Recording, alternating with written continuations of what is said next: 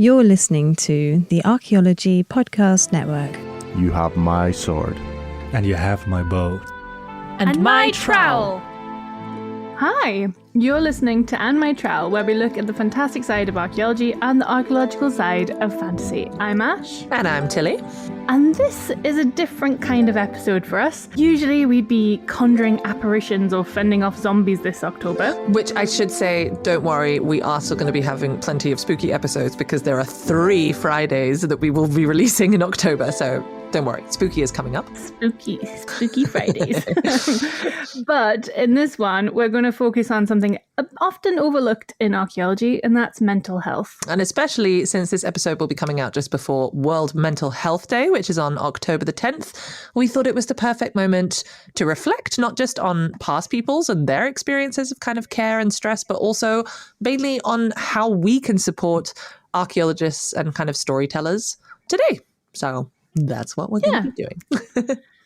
Exactly. So we're going to go into what mental health is like in archaeology. So really, archaeology isn't really just about the sites and artifacts. It's about people. And the truth is, our field has its own challenges, shall we say? Yes, to put it mildly. And just on the surface, archaeologists have things like, hey, I'm just doing them naturally now. Don't even notice them anymore. We're going to dig for uncovering mental health in archaeologists. Yes, we're going to work through our mental health issues by just coming up with a horrendous amount of puns. Laughter is the best medicine, right? But seriously, no, but indeed, archaeology is one of those fields. There's so many things, kind of external stressors. So you have not just the kind of even physical aspects of the fieldwork itself, but in terms of kind of mental strain, you have things like job insecurity. You can have burnout from fieldwork. You can have extremely high pressure and insecurity in academia. And these can take a massive toll on our kind of present well-being, sort of even as out there kind of studying past lives. And I think that both of us in our different ways, we've both gone in kind of slightly different directions within archaeology, but I feel like both of us have encountered these in some way. Your whole candle business came about because of it, right? Because I completely had a mental breakdown. To be honest about it, though, it truly was. I couldn't continue anymore. So I think there's the two sides of archaeology. There's the really difficult side where it does take a huge toll on your mental and physical health, especially if you're in the field, I think, just from my own experiences. But then there's also the positive side of it too. Definitely. Archaeology can be extremely grounding. But, we can work with stuff like craft and reconstruction and working with communities and it really shows us, what human connection creativity is and how it's part of that resilience of human nature. So there's something really important there. But there's also the darker side of it too. Yeah, exactly. And there's so many really interesting projects out there that kind of show how archaeology itself and maybe different facets of archaeology. So, you mentioned like craft and reconstruction and stuff. Something like experimental archaeology, which we've spoken about in previous episodes. Can't remember the number off the top of my head, but it was our Valentine's special back in February. We had 2 experimental archaeologists on. And that's where you kind of reconstruct objects or activities or sort of events from the past. And I think it is, right? It's that hands-on approach. There's been so many different studies that show the use of kind of art or craft or kind of practical work in just kind of resetting and, grounding, for want of a better word, in sort of that respect, which I think is, did you also find that, for example, is that why you think you went into something more practical like candle making? Yeah, absolutely. I had heard that candle making was good for your mental health, but ultimately, I remember during my master's in material culture, that we were talking about how we don't make anything anymore. We aren't connected to the making creative side to us. And that's true. Our society a lot of the time is very much like a burnout kind of culture where you work and work and you work until, we work quite a lot, to be fair, Tilly, so we are very part of this cog in the machine. Anyone listening to this, take everything with a massive pinch of salt because we are probably not the best examples. Well, but I think that's why it's important to talk about practice what we preach. No, definitely not. But that's why it's important to talk about these things and to share how we've kind of tried to deal with things anyway and sort of dealt with stuff, but also how different kind of different approaches. Because I think I was the same thing indeed. And that's actually one thing that got me through, for example, the PhD, which is generally a very stressful time and a lot of people struggle during things like the PhD to remain positive and be healthy in the kind of mental sense of the word. And part of that is because you're just pushing yourself constantly. You're constantly comparing yourself against others. And so even though it might not be physical and you do have that kind of 4-year contract, which is actually relatively long in archaeological terms, it's still just extra pressure and extra stress. But because I was doing experimental archaeology as part of mine, that meant I could do a lot of hands-on stuff. And I really wonder whether that actually assisted with my kind of mental well-being during the PhD. I was able to sort of have those moments of just sitting and crafting and making needles, which admittedly were not always stress-free because blimmin' hell, trying to make a needle without using a drilling technique is really hard because the Dorset culture that I looked at didn't have drills. And it was, But I think there's something interesting in that because a lot of well-being is about coming into your body or understanding your body and sitting with things. And when you're making stuff, you're never more aware of what your body is doing. Yes. When you're creating something, when you're making sure that it's perfect or it's right or the way that you're doing it, you're constantly thinking about what your hands are doing or how you're standing. Nothing more than becoming into your body than creating, I think. Something about that well-being aspect of it that's really helpful. Yeah, it really is. And I mean, candle making is the longest job I've ever had. So, way. So clearly it's working for me. Yeah, exactly. Yeah. But and it's interesting that you mentioned like seasonal contracts. Yeah, I think that's the thing in archaeology. That's one of the most debilitating aspects of the job in itself. I remember when I started, I was on a month-to-month contract. So you don't know if you're going to. There's projects and you're like, right, I'll probably be employed for this amount of time for this project, and you're hoping another project comes along, and it usually does. But the month-to-month end of thinking, well, if my contract isn't renewed next month, how do I pay my bills? Like, how do I continue? And the fact that you've put in all that academic work, you've done your bachelor's, your master's, wherever you are, you do your master's, you do your PhD, and then you're like, right, I'm going into the workforce. and then you're like, wait, this is terrifying. And there's no help either. It's just sort of expected that you'll work in shitty conditions for a while. And sort of, it's still got that mentality of, you need to start from the bottom and work your way up, but you feel like you've already started at the bottom. And it's the opposite for archaeology, because at the archaeology you start at the top and you dig down. They just go wrong. In contract. Yeah. So really, they should be paying us the big bucks, right? Because we're already at the bottom, downhill fast. And I think one of the main things is that this isn't kind of widely known. Because I feel like things like different sort of spheres, like, law or medicine or things. I mean, obviously they're super stressful in their own way, but it's kind of, what you're getting into, if you get into something like that. Like nobody goes into medicine thinking, oh yeah, it's just going to be an easy ride, like everyone is well aware of the hardships that are involved, the mental strain that is involved. But something like archaeology, I think because it has all these stereotypes around it of like, oh, it's fun and adventure and yoo-hoo. Yeah. You kind of don't really think about that aspect as much when you're getting into it, and it's only once you're too deep in and have fallen in love with it that then you're like, oh no, this is a really toxic relationship. Oh my god, how am I going to leave?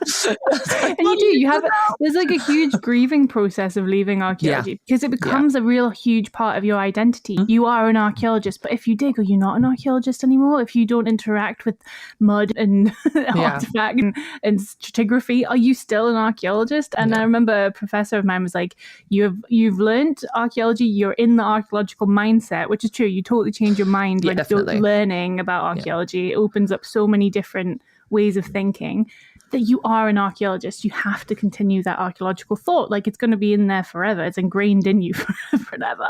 But then it's the kind of flip side of it is, you don't know what to do without it. Yes. Yeah. No. It's like a little, personal batch of heroin, as Edward Cullen would say. So, I mean, if we think about this, so obviously, we are talking about mental health today in archaeology. We are archaeologists, but of course we're fantastical archaeologists. So I think we should probably also have a little think about how mental health is also portrayed in fantasy fiction. So similar to in archaeology, right? You don't really know into until you start it. how about in fantasy? What do you think? Do you think it's sort of positive representations in terms of kind of mental health? I think there's both, but I think we can delve into the negative ones later on and focus on the positive ones right now. But I think there can be some great examples of positive mental health representation in fantasy fiction, especially like now, I think, because we've had so many movements in the last like decade in mental health. I think that kind of representation, it's less taboo to talk about mental health. So we see that represented in fiction.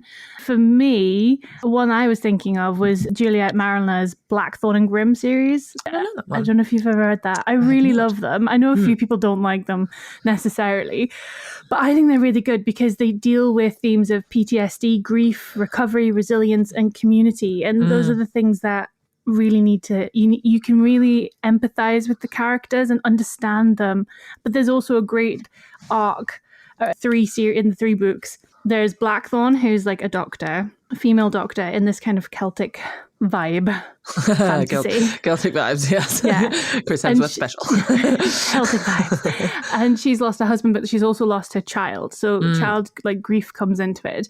And then there's Grimm, who is her kind of sidekick, who is almost the kind of caring, lumbering man who was a monk. And he has his own like PTSD and stuff like that because he was a warrior and then he became a monk and things like that. So all this extra stuff that you can dig into.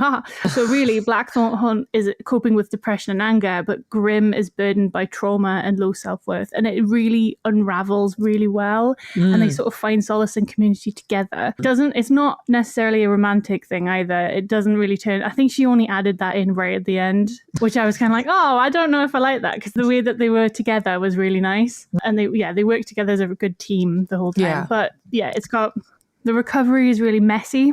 It's gradual. The magic system doesn't really fix anything. That's nice, because I think that's one of the issues sometimes with these things is that the magic is sort of, but once you add magic, then you're fine, like kind of thing. Like, and then or like love conquers all. Stuff exactly. Like that. Yeah. So the magic system doesn't fix anything. If anything, the magic is just there for the mysteries, because it is a murder mystery Celtic world they're sort of figuring out. So imagine like Sherlock Holmes and John Watson, but in a Celtic vibe. Nice. Like I love it. Yeah, it's good. Well, and actually it's funny though, now I'm just thinking about it. I was just saying, it's really good that the magic doesn't fix things. But now I think about it actually. So a book that I just read by Lucy Jane Wood. Yeah. And it's really sweet. It's such a nice book. And it's basically about a witch who on her 30th birthday discovers that she has to undergo a kind of test, an examination, the results of which will decide whether she gets to keep her magic or not. So you get your magic when you're 15, and then at 30 you have like to see how well you've used your magic and whether you deserve to keep it. And it basically, and it's really, the magic itself isn't the one that's sort of healing her, but slight spoiler alert, basically when she learns to kind of be herself again and kind of reclaim, she realizes along the way that like she has sort of lost herself and she's had a lot of self-worth issues and anxiety and all of these sorts of things, and it's only by kind of working on healing herself and working towards that she then can get that connection with her magic again.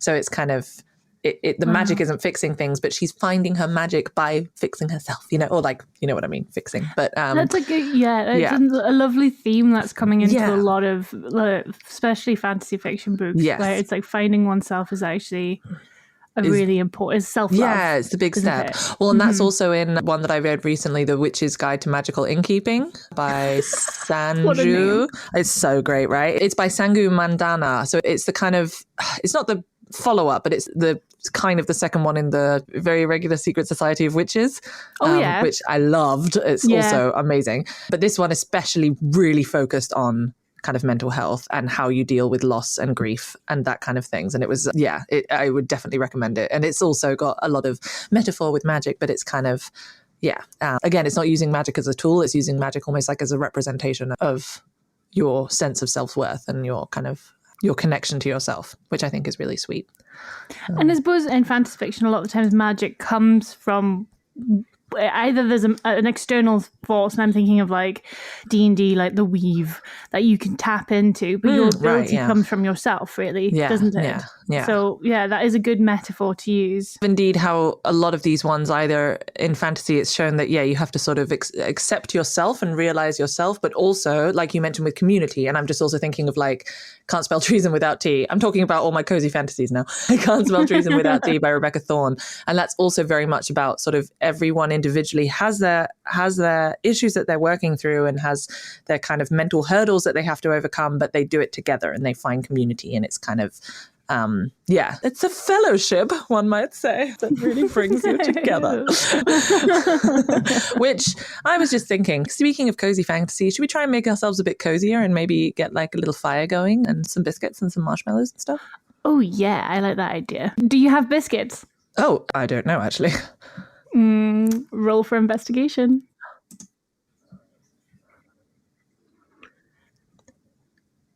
Yes, I have biscuits. Okay, we'll be right back. Oh, that's much nicer with the biscuits. I feel nice and cozy now. It's a good thing you found them, eh? But I guess with fantasy, I mean, so we've talked about cases where it's done well and kind of mental health and the healing journey and how you deal with issues that come your way are sort of represented in a positive way. But I mean, what would you say about more...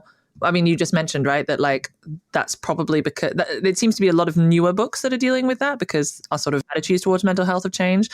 What about like, I guess, more traditional fantasy? Do you think it's also done well? Well, I don't think every fantasy story gets it right. I'm trying to, yeah. Well, I think I was actually, I think people are going to hate me for this. I was actually thinking of Lord of the Rings. You know what? I was also just thinking of Lord of the Rings. Yeah, I'm thinking right at the end, basically, spoiler alert. Yeah, just in case anyone listening hasn't read Lord of the Rings or know anything about the story. Yeah, great, wonderful that you found us. B, go read them. But yeah, anyway.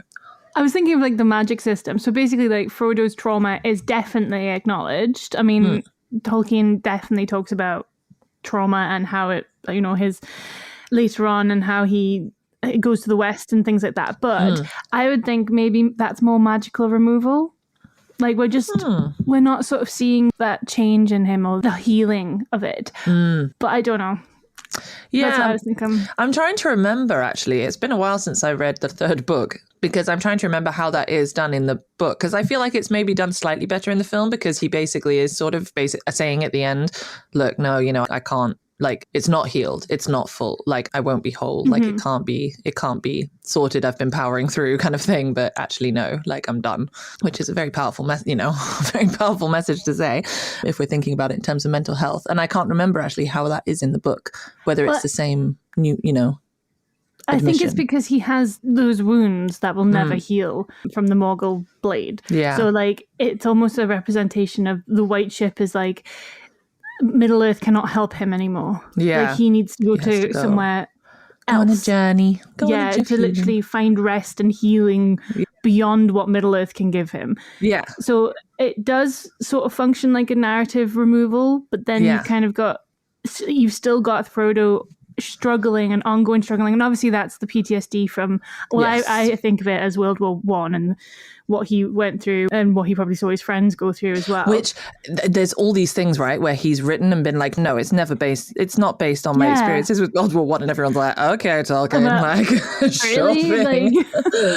Like the Undying Lands, it surely is representation of, I think, death or like peace, ultimate peace. Well, and the whole Into the West, right, and the songs about it and the white ships carrying you home and everything like that. Isn't that really interesting? Because you carrying your dead or your injured home. Right. There's something about that. Yeah. And I think like it interests me because I feel like it's almost like, I don't know, I can't psychoanalyze Tolkien at all, but it feels like it's something that maybe he hasn't even grappled with his own mental health. Definitely. I feel, especially just because he was so adamant in all of his kind of statements saying, no, this isn't an analogy for the World War, that I lived through. And clearly suffered in.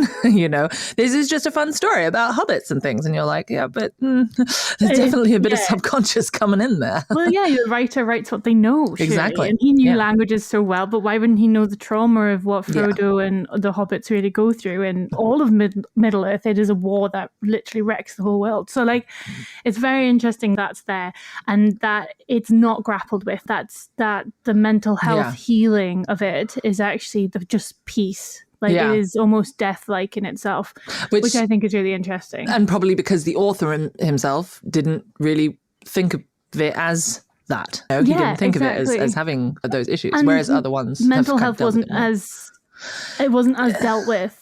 People were sort of left to deal with it on their own and figure it out. That very British mentality of just stiff up and live. And they didn't really explore it. And even I know my family has that from World War One. One of my grandfathers, he had a lot of trauma and he couldn't deal with it, and that ultimate peace was the goal. So it's interesting that comes through. I was also thinking of the harmful trope of the Mad King. This is the thing, and this is in so many fantasy ones that have basically the whole definition of the villain is that they're mentally unstable. I was thinking of the Game of Thrones, a Song of Ice and Fire. Okay. King, is it Aerys the Second? He's the Mad King. That's literally his title. Oh, great. And his whole character is defined by instability and cruelty. Yeah. So it kind of makes you go. I know he uses a lot of historical representation in Game of Thrones. It's the Targaryens are basically are they not the Plantagenets? It's not like the War of the Roses. I'm honestly the wrong person to ask about this. Not only in terms of knowledge of recent history, but also in terms of knowledge of Game of Thrones politics, because I've never actually read or seen. I'm sure he does, because a lot of the deaths and things like that, falling out the window, are based on actual historical figures. So, and I mean, it oversimplifies it, doesn't it, really, as mental instability or mental illness is seen as insanity or villainy. And I was also thinking of The Legend of the Seeker. I think it's actually The Sword of Truth. The Legend of the Seeker is the TV show, but the Sword of Truth sounds familiar. That's Terry Goodkind. And he has a character called Darkenral, and I always really loved Darkenral, even though he's super evil. He is antagonist, but he's also mad. He is the Mad King that kills everyone and is horrible, and he's the opposite. It's very defined lines of good and evil, but there's no really concept of mental health. Yeah. And there's a reason why people act out and why people have trauma and all this kind of stuff. Yeah. Which we've spoken about a little bit, I think, in the villains episode that we did, which I can't remember which one that was, but we chatted about that. Because actually, the first thing that came to mind when we started talking about this was, I think, one that I talked about in that episode as well, which is Lord Darkness, who's the evil villain in Elven Quest, which is a BBC comedy series starring Stephen Mangan. And oh my gosh, it's so hilarious. And he's basically the most intelligent one in the whole, group. And so he's going, yes, my evil lord is doing this and blah, blah, blah, blah, blah. And then he goes, for God's sake, no one's doing anything. It's sort of very, I can't remember who plays him now, but yes, it's very funny. But he's very much in touch with his mental health, and he's very good at sort of acknowledging his own sort of shortcomings and everything, but then just going on with it anyway because, but I'm the evil villain, so I have to do it this way, kind of thing. And it's quite an interesting sort of satire on that, that sort of way of doing it. It's I have a trope and I must live up to it. Exactly. But yeah. And I think moving a bit away now from sort of fantasy again. So, I mean, we've shown that sort of you have very positive depictions of fantasy. You have potentially problematic depictions of kind of fantasy.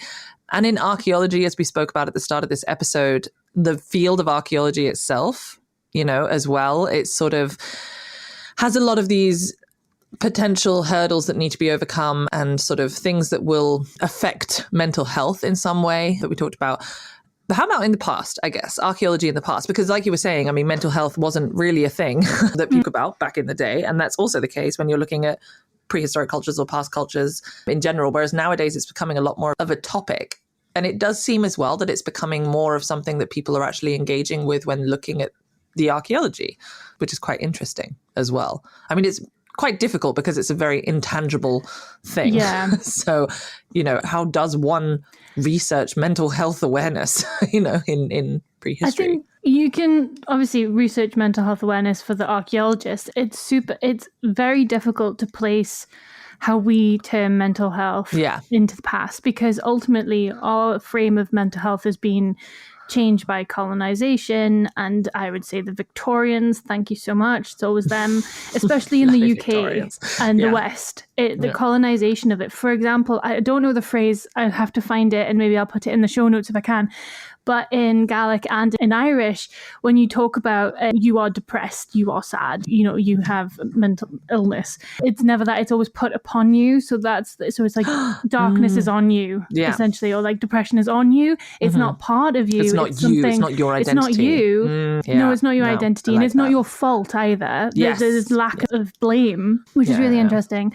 So it's on you, and it's an illness. It's causing you, like you would have a flu or a cold or a broken leg. It's the same things that's happened to you. It's not because of you. And we have in our society, I think it's very difficult because we still have that sort of culture of blame with mental health and misunderstanding. And it's only 40 years since we were doing abhorrent things to people who had mental health difficulties. So it's quite a jump. I mean, that's not, in the time scales that we deal with, 40 years is not a lot. Exactly. So it's very difficult to place it when you're an archaeologist. Like I did my dissertation quite sillily about emotion, actually. So I was looking at Anglo-Saxon burials and emotion. It's difficult. It's so difficult to place emotion onto anyone. And as much as the sad girl archaeology is all kicking off and things like that at the moment, and it does give you a different perspective, and it does bring enlightenment in some ways to the feelings of the past. We can never actually know what those people were thinking and how they looked after. What we do know is that they did look after people, because we have burials. You see the healing that like people looked after. And there's so many examples where people have looked after individuals that would have been physically sick and physically kind of incapable of looking after themselves. But rather than being left to die, they were cared for and lived well on past what they would naturally have lived if they hadn't had that care, which I think is really exactly. interesting. But we can't tell you what their mental health was like, because that does not leave a scar that is quite obvious on a bone, so we don't know what that is. So it's very difficult to interpret that in the past, but we do know that there was care and there was action around that care.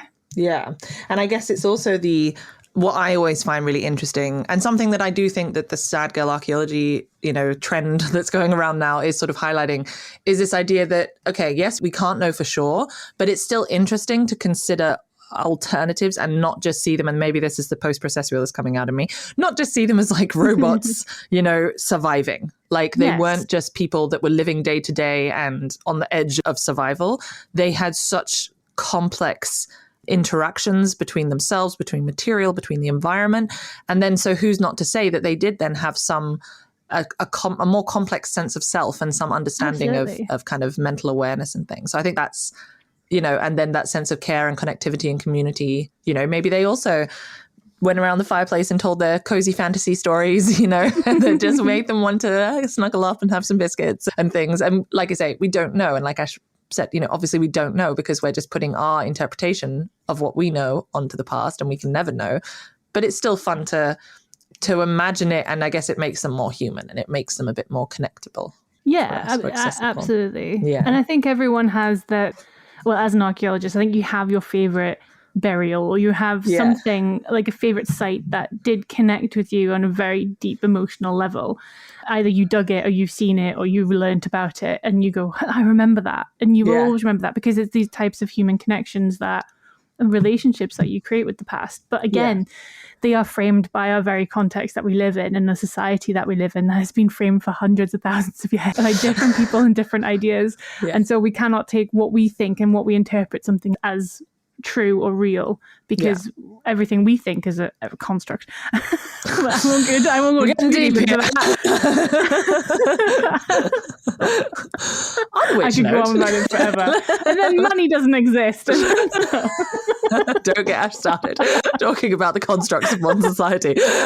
We'll be here for hours. Literally hours. I will have a whole season of podcasts dedicated to me talking about the deconstruction of society. What exists? What is real? Nothing exists. Nothing anymore. exists. We're all in a simulation. It is the sentence. But yeah, so I guess to conclude this slightly chaotic episode that you've been listening to, I guess what we wanted to show is that, as in fantasy fiction, although in some ways mental health is considered or displayed as something kind of, well, evil is a very strong word, but you know what I mean, something that has to be overcome in order to be good, or that has to be kind of fought, in a particular way. Actually, there's also a lot of fantasy fiction which shows that it's something that you just have to accept and deal with and work on yourself and sort of get your self-awareness, but also make sure you have that strong sense of community and that strong kind of support system. And I would say that's also pretty applicable to archaeology in terms of you need to go in with eyes open, be aware of what you're going into, talk to people, don't be afraid to talk to people about what you're going through as well, and try to find something that grounds you and that makes you kind of connect with yourself, and whether that's something practical like we were talking about at the beginning, or a sense of community, or something else. It's just important, I think, to keep in mind that it is an important of the archaeological workspace as well as the archaeological research that's being done.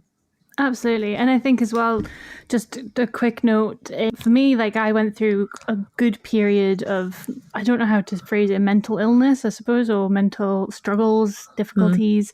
I don't mind how I phrase it, but just know that if you are going through something like that, even in the deepest, darkest pit that you feel like you cannot get out of, you can. There are people out there that will talk to you. There are people out there that love you and care for you. And just know that in the grand world of all of archaeology, many people have had the same feelings and the same struggles. So no matter how hard it feels or gets, there is always light at the top of that pit, and you can always climb out of it. It will take a while and it will feel horrendous. Yeah. Believe me. And that's also the ultimate archaeological pun, right? If you're in if you're in a test pit that's too deep, first, never dig yourself a test pit that's too deep, because you won't be able to get out. You have to give yourself steps to get out, and make sure there's always someone on hand to be able to help you out of it. Yeah, that's a nice metaphor. You can build those steps, cut those steps into the side. Yeah. And it might feel like you're destroying things, but you're not. You're just building yourself a support system. And you're recording everything. Oh my goodness. God, we're good at this. I wouldn't say that. We're not. But we like to think we are. Well, I think that's about it for today. So thank you very much for joining us on this kind of slightly bizarre episode. I hope that it was interesting. I hope that it gave you food for thought. And as I said, indeed, always reach out to people if you need assistance with these kinds of things. If you enjoyed this episode, please do like, subscribe, follow wherever you get your podcasts. It really helps to support the show. And as always, if you're interested in hearing more archaeological content, make sure to check out the other shows on the Archaeology Podcast Network. As always, if you have any episode ideas or just want to get in touch, you can find all of our contact information, as well as links and further information on what we discussed today in the show notes. And finally, take care of yourselves, and we'll see you next time. The Archaeology Podcast Network is 10 years old this year.